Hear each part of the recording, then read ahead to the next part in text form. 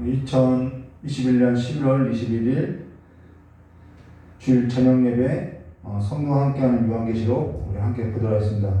오늘 요한계시록 4장 1절과 3절의 말씀을 가지고요, 하늘 보좌라는 제목으로 함께 나누도록 하겠습니다.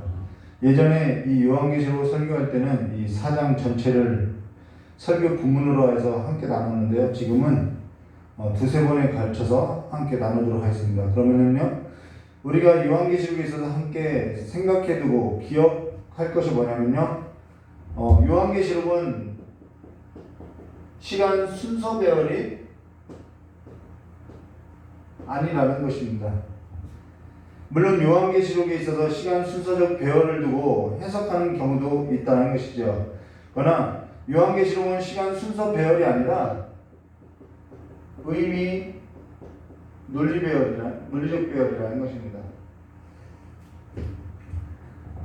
사실 저 역시도 시간 순서 배열에 두고 성경 이 요한계시록을 묵상한 때가 있었는데요, 그로 인해서 어떤 해석이 나왔냐면요, 일곱 교회 시대가 끝나면은 일곱 교회는 이 4장 말씀과 같이 천상에 올라가고, 이제는 일곱인 시대가 도래하고, 일곱인 시대가 도래하고 나면은 일곱 나팔의 시대가 오고, 일곱 나팔의 시대가 끝나면은 일곱 대접의 시대가 온 것으로서, 그러고 나면은 천년왕국이 도래하고, 그 다음 이제 백보자 심판이 일어나고, 그렇게 이제 그래서 구원받은 자는 천국에 가고 구원받지 못하는 자는 영원한 형벌로 떨어진다라는 이 시간 순서의 배열을 두고 해석했던 경우가 있었다는 것입니다. 근데요, 그것이 아니라 우리 오늘 함께 이 요한계시록 4장 1절부터 11절의 말씀이 어떠한 의미인지, 어떠한 의미로서 논리적으로 배열한 것인지 우리 함께 보도록 하겠습니다. 그러면 계시록 4장 1절 말씀 보시면요, 이 일 후에 내가 보니 하늘에 열린 문이 있는데, 내가 들은 바 처음에 내게 말하던 나팔 소리 같은 그 음성이 이르되 이리로 올라오라, 이후에 마땅히 일어난 일들을 내가 내게 보이리라 하시더라 라고, 여기 이 일 후에라는 접속어가 쓰여져 있다는 것입니다. 그러면은 여기 이 일 후에라는 것이 우리가 앞서 보았던 일곱 교회에 관한 일이 있고 나서 일어난 일이라는 것인지, 아니면 다른 어떠한 것을 말하는 것인지 저마다 해석이 다르다는 것입니다. 근데요, 어떠한 해석이 있냐면요, 이 앞서서 언급했던 것처럼 이 시간 순서 배열에 관해서 해석하는 것으로서 일곱 교회 중에 일곱 번째 교회가 바로 라오디게아 교회인데요, 그 라오디게아 교회에 있어서 계시록 3장 21절 말씀을 보시면은, 이기는 그에게는 내가 내 보좌에 함께 앉게하여 주기를 내가 이기고 아버지 보좌에 함께 앉는 것과 같이 하리라 라고 이야기하고 있다는 것이죠. 그러고 나서 지금 하늘 보좌에 관해서 언급하고 있다는 것입니다. 그로 인해서 이 일에 있어서 시간 순서적 배열로 해석하는 경우 어떠한 해석이 나오냐면요, 지금 교회가 마치 라오디게아 교회 같은 마지막 일곱 교회의 시대로서 이기는 자만이 계시록 4장 1절과 11절에 기록하고 있는 것처럼 하늘 보좌에 올라가고, 그 다음 하늘 보좌에 올라가지 못한 사람들은, 남겨진 사람들은 일곱인의 시대를 맞이하고 일곱 나팔의 시대를 맞이하고 또 일곱 대접의 시대를 맞이한다라는 그러한 해석으로 해석되어 있다는 것이죠. 이것이 시간 순서적 배열이라는 것입니다. 문자 그대로 해석하는 것이죠. 근데요, 이런 해석은 성경이 말하고자 하는 것과는 맞지 않다는 것입니다. 뭔가 어색하다는 거예요. 오늘 우리가 함께 나눈 이 성경 말씀 계시록 4장 1절만 제대로 알아도요, 여러분의 신앙에 있어서 매우 큰 유익이 있을 것 같아요.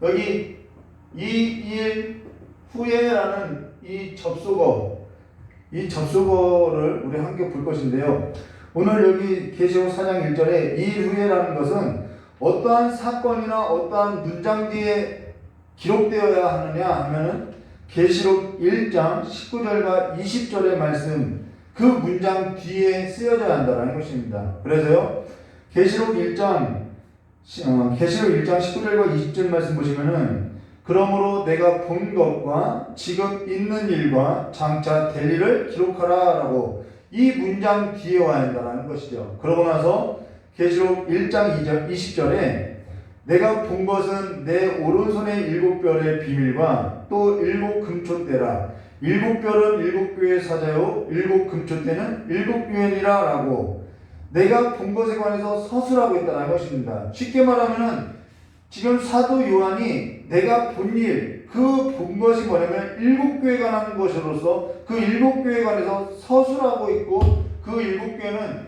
이렇게 가로 안에 삽입구절이라는 거예요. 삽입구절이라는 것이죠. 우리도 어떤 사건을 얘기하다 보면요, 이 두 문장 사이에 그 문장과 관련된 사건을 설명할 때가 있다는 것입니다. 그와 같다라는 것입니다. 그러면서 이것은 시간 순서적 배열이 아니라 의미 논리적 배열이라는 것입니다.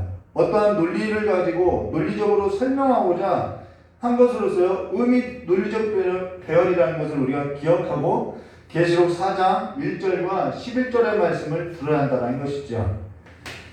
그럼요, 계시록 4장 1절 말씀 보시면요, 이 일 후에 내가 보니, 그러고 나서 그가 보았다라, 사도 요한이 보았다는 것이죠. 이 일 후에 내가 보니 하늘에 열린 문이 있는데 라고, 여기 하늘에 열린 문이 있는데 라고 이야기했죠. 우리 간혹 천국 간증이라고 해서 하늘에 열린 문이 있다라고 하면서 간증하고 다니는 경우들이 있다는 것입니다. 오늘 성경 말씀은 그러한 간증을 말하는 것과는 조금 다르다는 것입니다. 물론 그들이 봤다고 하는데 제가 뭐라고 할 수는 없겠죠. 근데 사람이 경험한 그 주관적인 경험보다는 이 하나님의 말씀 66권이 성경 말씀의 권위를 따르는 것이 오히려 더 지혜로운 자임을 말해줬던 것입니다. 저 역시 청년 때 강사 목사님이 지금 하늘의 문이 열렸습니다 라고 했을 때 그때 기도 중이었거든요. 근데 기도하던 중에 정말 하늘의 문이 열렸냐 하면서 쳐다보았던 적이 있었다는 것입니다. 근데 그런 뜻이 아니라는 거예요. 그러면 여기 하늘에 열린 문이 있는데 라는 것은 성경 말씀 이 전체에 관해서 어떠한 의미냐는 것이죠. 하늘의 문, 하늘에 열린 문이 있다라고 하는데 이것이 성경 전체에 어떠한 의미냐는 것이죠. 여기 있어서요, 창세기 28장 10절과 22절의 말씀을 보시면은 야곱이 이삭으로부터 언약의 복을 받고 브엘세바를 떠나서 형 에서를 피해서 브엘세바를 떠나 하란으로 향할 때 해가 져서 한 곳에서 유숙하려고 하는데 그곳에 한 돌을 가져다가 베개를 삼고 거기 누워서 자는데 꿈을 꾸는 장면이 기록되어 있다는 것입니다. 근데 그 꿈에 있어서 창세기 28장 12절에 이렇게 말씀하셨죠. 꿈에 본즉 사닥다리가 땅 위에 서 있고 그 꼭대기가 하늘에 닿았고 또 본즉 하나님의 사자들이 그 위에서 오르락 내리락 하고 라고 이야기했던 것입니다. 그러고 나서요, 야곱이 잠에서 깨고 뭐라고 이야기하면은 창세기 28장 16절과 17절에 야곱이 잠에서 깨어 이르되 여호와께서 과연 여기 계시거늘, 자, 여호와께서 과연 여기 계시거늘 이라는 것은 임재를 말한다라는 것이죠. 하나님이 여기에 함께 하신다라는 것이죠. 여기 계시거늘 내가 알지 못하였도다. 이에 두려워하여 이르되 두렵도다. 이곳이요, 이곳은 다름 아닌 뭐라는 거예요? 하나님의 집이요. 그 다음 이는 하늘의 문이라고 이야기합니다. 하나님의 집이며 하나님의 문, 집이라는 것은 성전을 말하는 것이죠. 자, 지금 무엇을 말하냐면요, 이곳이 하나님이 함께 계시는 것을 알지 못했다는 거예요. 그래서 그 하나님이 함께 하신 곳, 그 임재하는 곳이 하나님의 집이며 하늘의 문이라고 표현하고 있다는 것입니다. 자, 신약에 와서는요, 마태복음 3장 13절과 17절 말씀을 보시면은 예수께서 세례 요한에게 세례를 받는 경우가 있다는 것입니다. 세례를 받을 때 16절과 17절 말씀 보시면은 예수께서 세례를 받으시고 곧 물에서 올라오실새 하늘이 열리고, 자, 여기서 무슨 표현이 나오면은 하늘이 열린다는 표현이 나온다는 것이죠. 하늘이 열리고 하나님의 성령이 비둘기같이 내려 자기 위에 임하심을 보시더니, 여기서도 임재가 나오지요. 하늘로부터 소리가 있어 말씀하시되 이는 내 사랑하는 아들이요 내 기뻐하는 자라 하시더라라고. 하늘이 열리고 하나님의 성령이 비둘기같이 내려왔더라고. 임재를 말하고 있다는 것입니다. 그러고 여기 말고도 성경 여러 곳에서도 나오고 있다는 것입니다. 그러면은 계시록 4장 1절에 이 일 후에 내가 보니 하늘에 열린 문이 있는데 라고 이 있었어요. 성경이 말하고자 하는 것은 무엇이냐면요, 성삼위일체이신 하나님의 임재를 의미한다는 것입니다. 하나님의 임재를 의미한다는 거예요. 성경은 예수 그리스도가 자기 육체를 가리켜서 뭐라고 하면 내가 곧 성전이라고 이야기하고 있다는 거예요. 그리고 또 성경은요, 예수님이 요한복음 6장에 말씀하고 내가 곧 양의 문이라고도 말하고 있다는 것입니다. 이게 다 같은 표현이거든요. 그리고 또 예수님은 자신을 가리켜서 내가 임마누엘이라고 말하고 있다는 것이죠. 옛 선지자들이 예언한 임마누엘이라고 말하고 있다. 이것이 임재를 말하고 있죠. 그래서 마태복음 1장 22절과 23절에 이 모든 일이 된 것은 주께서 선지자로 하신 말씀을 이루려 하심이니 이르시되 보라 처녀가 잉태하여 아들을 낳을 것이요 그 이름을 임마누엘이라 하리라 하셨으니 이를 번역한즉 하나님이 우리와 함께 계신다 함이라 라고. 야곱과 함께 하신 하나님, 우리와 함께 하신 하나님임을 말해줬다는 것입니다. 그분이 누구냐면 예수 그리스도라는 것이죠. 자, 그러고 나서요, 우리 다시 계시록을 보면요, 오늘은 좀 힘든데요, 내가 들은 바 처음에 내가 말하던 나팔 소리 같은 그 음성이 이르되 이리로 올라오라 라고 이야기했죠. 자, 시간의 순서의 배열로 해석하면요, 자, 7교회가 있고 이리로 올라오라 라는 것을 문자 그대로 해석해서 마치 이것이 7교회가 천상으로 들림받는 것으로서 해석하고, 이 7교회는 어떠한 재앙도 어떠한 환난도 겪지 않고 남겨진 자들만 일곱 인을 뗀다라는 해석을 하는 경우들이 있다라는 거예요. 그것이 아니겠죠. 여기서 이리로 올라오라 라는 것은 무엇을 말하냐면요, 하나님의 임재로 들어오라 라는 뜻이라는 것입니다. 7교회에 있어서 휴거를 말하는 것이 아니라는 거예요. 하나님의 계시적 차원으로 들어오라 라는 것이죠. 우리는 이미 하나님의 임재 가운데 있고 하나님의 계시적인 차원 가운데 들어온 자들이라는 것입니다. 7교회의 휴거를 말하는 것이 아니라는 것이죠. 그러면은 무엇을 하려고 사도 요한을 지금 성령께서 주의 날에 하나님의 임재, 하나님의 계시적인 차원으로 이 사도 요한을 이렇게 들어오라고 초대하고 있냐는 것이죠. 그것은요, 다음 구절에 나와 있죠. 이후에 마땅히 일어날 일들에 있어서 내가 내게 보이라 하시더라라고. 여기 이후에 마땅히 일어날 일들에 있어서 보여주기 위해서 이리로 들어오라라고 말하고 있는 것입니다. 자, 그럼요, 하나님께서 왜 이후에 마땅히 일어날 일들에 있어서 계시하고자 하는 것이죠. 우리가 그것에 관해서 살펴봐야죠.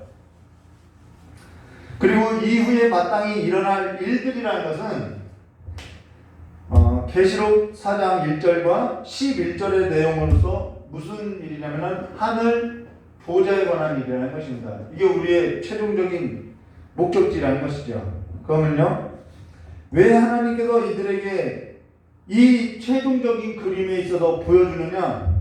지금 이들의 상황이 환난을 겪고 있다는 것입니다. 고난을 겪고 있다는 거예요. 그래서 환난과 고난을 겪는 그들에게 뭘 주고자, 너희들의 하늘 보좌를 보여주면서 너희들에게 뭘 주기 위하면 소망을 갖게 하기 위함이라는 것입니다. 그래서 이 글이 이러한 의미로서 쓰여졌다는 것이죠. 그러면은 이후에 마땅히 일어날 일들이라는 것은 계시록 2장 11절에 있는 하늘 보좌에 관한 것으로서, 이후에 마땅히 일어날 일들이라는 것은 일어날 수도 있고 안 일어날 수도 있는 일이 아니라 완성된 일을 말한다는 것입니다. 완전히 완성된 일이라는 거예요.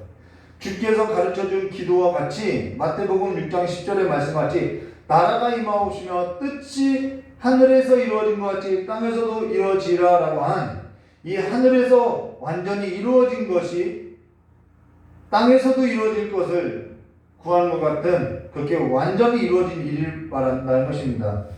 자, 그로 인해서 2절 말씀 보시면은 내가 곧 성령에 감동되었더니 라고. 자, 하늘에 올라오라는 것은 이리로 올라오라는 것은 하늘에 올라오라는 것이 아니라 이 말씀하신 곧 성령에 감동되어서 하나님의 임재의 차원, 하나님의 계시적인 차원으로 들어갔음을 말하는 것이죠. 자, 그러고 나서 내가 곧 성령에 감동되었더니 보라 하늘에 뭐가 있어요? 보좌가 베풀었고 그 보좌 위에 앉으신 이가 있는데 앉으신 이의 모양은 벽옥과 홍보석과 같고 또 무지개가 있어 보좌에 들렀는데 그 모양이 녹보석 같더라 라고. 여기 벽옥과 홍보석이나 녹보석이 아니라 같다라고 이야기했죠. 여기 쓰인 보석은 성전이나 제사장 못에 붙여진 보석으로서요 하늘 보좌 위에 앉으신 이가 있는데요 그를 어떠한 분인지 바로 성전과 제사장의 옷을 입은 자로서 계시하고 있다는 것입니다. 그러면 성경이 말하는 보좌, 지금 이 하늘 보좌가 갖는 의미는 어떠한 의미냐? 이사야서 6장 1절과 5절 말씀에 보시면 이런 말씀이 있어요. 우시야 왕이 죽던 해에 이사야가 주께서 높이 들린 뭘 봤냐면은 하늘 보좌를 보았다라고 이야기하고 있죠. 근데 그 보좌로부터 주의 옷자락이 성전에 가득하였음을 말해주고 있다는 것입니다. 그 말씀에 보시면은 스랍들이 모시고 섰는데 각기 6날개가 있어 그 둘로는 자기 얼굴을 가리었고 그 둘로는 자기의 발을 가리었고 그 둘로는 날며 서로 불러 이르되 거룩하다 거룩하다 거룩하다 만군의 여호와여 그의 영광이 온 땅에 충만하도다 하더라 라는 것입니다. 이 하늘 보좌를 본 광경이 어느 때냐? 우시야 왕이 죽던 때라는 것입니다. 자, 그러면요 여기 두 단어를 주목해야 하는데요 그의 영광이 온 땅에 충만하다라는 것이죠. 자, 성경이 말하는 이 보좌가 갖는 의미는 바로 영광의 자리라는 것입니다. 영광의 자리이고 또 하나는 충만, 온 땅이 충만하다라는 것으로서 통치의 개념이라는 것입니다. 그러고 나서요 하나님의 주권이 온 땅에 미친다는 거겠죠. 그러고 디모데후서 4장 7절과 8절에 나는 선한 싸움을 싸우고 나의 달려갈 길을 마치고 믿음을 지켰으니 이제 후로는 나를 위하여 의의 멸관을 예비되었으니 주 곧 의로운 재판장이 그날에 내게 주실 것이며 내게만 아니라 주의 나타나심을 사모하는 모든 자에게니라 라고. 이 보좌가 갖는 것은 또 하나의 의미가 뭐냐면 심판의 자리라는 것입니다. 최종적인 심판이 베풀어지는 자리가 바로 보좌라는 것이죠. 자, 그리고 나서 보좌는 이 보좌는 사실 무엇의 중심이냐면요 세계의 중심이라는 것입니다. 세계 나라의 중심이라는 거예요. 당시 세계 나라의 중심은 로마였고요. 로마의 중심은 황제가 앉았던 보좌였음을 말하고 있죠. 그래서 그 황제의 보좌로부터 모든 통치가 이루어졌고요. 모든 법적인 심판이 베풀어졌고요. 모든 영광이 다 그 황제에게 가이사가 주인이다라고 그 보좌에게 돌아갔다라는 것입니다. 로마의 그 통치와 심판이 다 모든 영광이 다 로마의 그 보좌로 돌아갔다는 것이죠. 그러고 로마의 통치와 그 심판 아래에서 교회와 그리스도인은 어떻게 됐다라고요? 환난을 겪고 고난을 겪었다라는 것입니다. 그리고 모든 영광은 다 로마 그 보좌로부터 돌아가는 것처럼 보였다라는 거예요. 세상이 힘을 갖고 있는 것처럼 보였다라는 것입니다. 그리고 모든 것이 끝났다고 끝나는 것처럼 보였다라는 거예요. 그러면서 모든 입술이 다 한결같이 어디에도 소망이 없다라고 고백하면서 살아왔다라는 것이죠. 야곱이 하란에서 그곳에 한 돌을 베고 잠을 잘 때에도 어떠한 사람도 야곱을 돌봐준 자가 없었다라는 것입니다. 우시야 왕이 죽던 때에도 모든 사람이 다 입을 모아서 더는 소망이 없다고 절망했다라는 것이죠. 사도 바울도 로마 법정에서 판결을 받았을 때 모두가 이 판결을 뒤집을 자가 없다고 모두가 다 절망 가운데 있었다는 것입니다. 저 사람이 이제 끝났다. 근데 이 사도 바울이 나에게 의로운 재판장이 있다라고 그 판결을 뒤집었다는 것이죠. 바로 세상이 아니라 이 말은요, 하늘 보좌를 보여주고는 세상이 아니라 하나님이 통치한다, 이 고백을 말하고 있다는 거예요. 지금 비록 교회와 그리스도인이 환난을 겪고 고난을 겪어도 결국 최종 승리는 하늘 보좌에 있음을 말해줬다는 것입니다. 하늘에 보좌가 베풀었고 그 보좌 위에 앉으신 이가 있는데 그가 통치하고 있고 그가 최종적으로 심판을 베풀 것이며 모든 영광이 그에게로 돌아갈 것이다, 이 선포라는 거예요. 지금 예수 그리스도가 보좌에 앉으신 그분이 교회와 환난과 고난을 겪고 있는 교회와 함께하고 있고 성도들과 함께하고 있고 예수 그리스도를 주로 고백하는 이들과 함께하고 있는 것으로서 임마누엘 되신 하나님이시라는 것입니다. 오늘 우리가 살아가고 있는 모든 일에 있어서 우리에게 산 소망이라는 것은 바로 하늘 보좌에 앉아있는 예수 그리스도께 있음을 말해줬다는 것이죠. 그래서 주께서 사도 요한에게 미리 마땅히 일어날 일들을 보이신 것으로서 이 일은 완성되었고 하늘에서 이루어진 것 같이 땅에서도 이루어질 것이라고 지금 고난을 겪고 환난을 겪는 교회와 그리스도와 성도들에게 내가 너와 함께한다라는 것을 보여주겠다는 것입니다. 이게 바로 하늘에 열린 문이 있다라는 그 하늘 보좌가 갖고 있는 개념이라는 것이죠. 오늘 주와 함께 주께 소망을 두고 이 절망 가운데, 이 좌절 가운데 하늘 보좌에 앉으신 예수를 바라보고 이제는 일어나시기를 주님의 이름으로 축원합니다. 우리 장 기도하고 마치도록 하겠습니다. 참 좋으신 하나님의 아버지, 모든 것이 끝난 것 같고 어디에도 소망이 없는 것 같고 내 삶의 절망과 좌절뿐이고 나를 일으켜줄 자가 없고 나에게 도움 줄 자가 없고 홀로 광야에 던져진 것 같은 삶을 살아가는 그 삶 위에도 하나님께서는 하늘의 보좌를 펴고 우리와 함께 하시고 영원히 우리와 함께 하신다고 하셨사오니 이제는 우리가 눈을 들어서 하늘 보좌에 앉으신 예수 그리스도를 바라보며 죽임당한 예수 그리스도를 바라보며 이제는 우리의 마음에 산 소망을 품고 다시 한번 그리스도와 함께 일어나는 믿음의 사람들이 될 수 있도록 주 역사해 주시옵고 오늘 하루 그 절망의 삶 가운데서도 나사렛 예수의 이름을 부르며 나의 주 나의 왕을 고백하는 성도의 삶으로서 주를 바라보고 주를 위해서 살아가고 주께 헌신하는 주의 백성들로서 일어날 수 있도록 주 역사해 주시길 간절히 원하옵나이다. 모든 자들이 입을 모아서 너에게는 희망이 없다고 너의 삶은 끝났다라고 어디에도 너를 붙들어줄 자가 없다라고 한 그러한 삶 가운데서 주께서 우리에게 손을 내밀으셨사오니 우리가 주의 그 손을 잡고 일어나는 자들이 될 수 있도록 주 역사해 주시옵고 이제는 우리의 삶 가운데 오직 주님만이 우리의 삶에 함께 하시오니 날마다 주님을 붙들고 살아가는 삶이 될 수 있도록 주 역사해 주시길 간절히 원하오며 또한 한 주도 예수의 이름으로 하늘의 삶을 두고 살아가는 삶으로서 이겨나갈 수 있도록 주님께서 불쌍히 여겨주시고 국률을 베풀어 주시길 간절히 원하오며 겨우신 예수님의 이름으로 축복하며 기도드려옵나이다.